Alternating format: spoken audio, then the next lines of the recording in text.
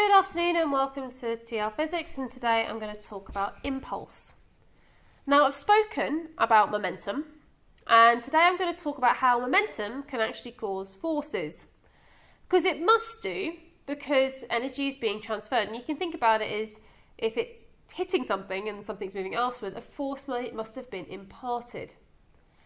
And what I'm going to do is I'm going to show you the equation for impulse. So this here, by the way, is momentum. Momentum is the mass, an object's momentum is the mass times the velocity. And I'm going to show you this equation here. Now this is Newton's second law, or force equals mass times acceleration. And I want to remind you that acceleration is the change of velocity over the change in time, the gradient of the velocity time graph. I'm going to put this into here now, and I'm going to have F equals m change in velocity over change in time. And interestingly, this formula here, this mass and change in velocity, is related to momentum. So my change, when we are talking about AQA physics here, we are talking about things with a change in velocity. We don't talk about things with change in mass. So what happens here is that my change in momentum is my mass times by my change in my velocity. So if an object hits something and its velocity changes because of it, a force is imparted on that object. And we can think about it as this particle here.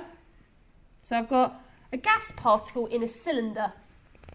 And let's say this particle, for all intents and purposes, is going to weigh 1 kilogram. And it's moving at a speed of 1 meters per second. It is going to hit the wall. And it is going to, for an amount of time, be in contact with the wall. It's then going to rebound here.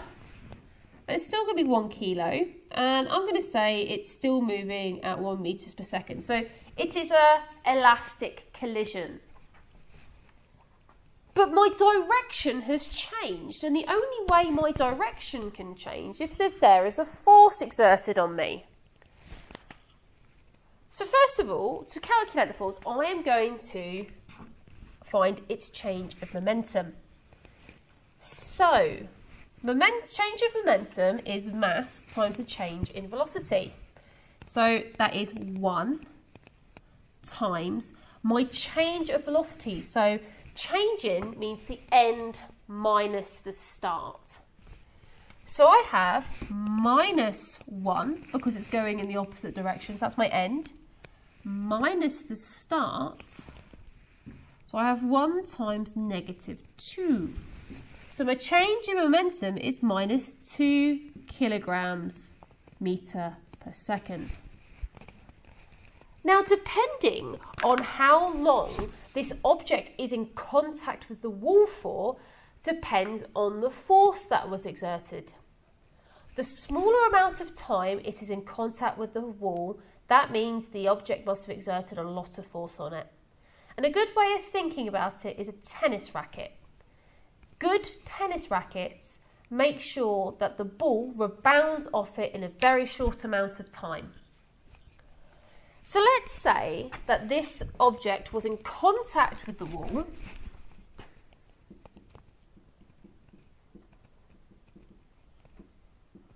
for 2 milliseconds. To work out the force that would have been exerted on it, I need to take my change of momentum, so that's minus 2, and divide it by the time, which is 2 times 10 to the minus 3. So inputting that into my calculator, so 2 divided by 2 to the minus 3, and that is 1,000 newtons of force.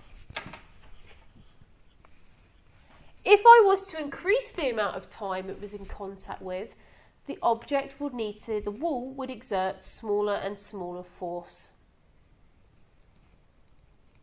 So that there is what impulse is. And it is another use of this Newton's second law formulae. This idea of change of momentum. So an object can have a change of momentum. And we've spoken before about conservation of momentum. And of course conservation of momentum will be felt. But an object can feel a change in momentum. I'll take a situation from the other video where we calculated this object here.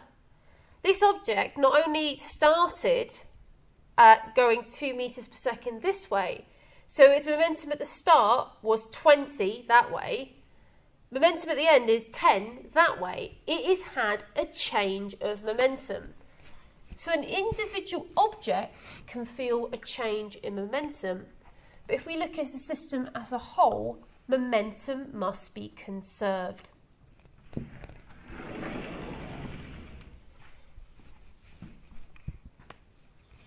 And that is impulse.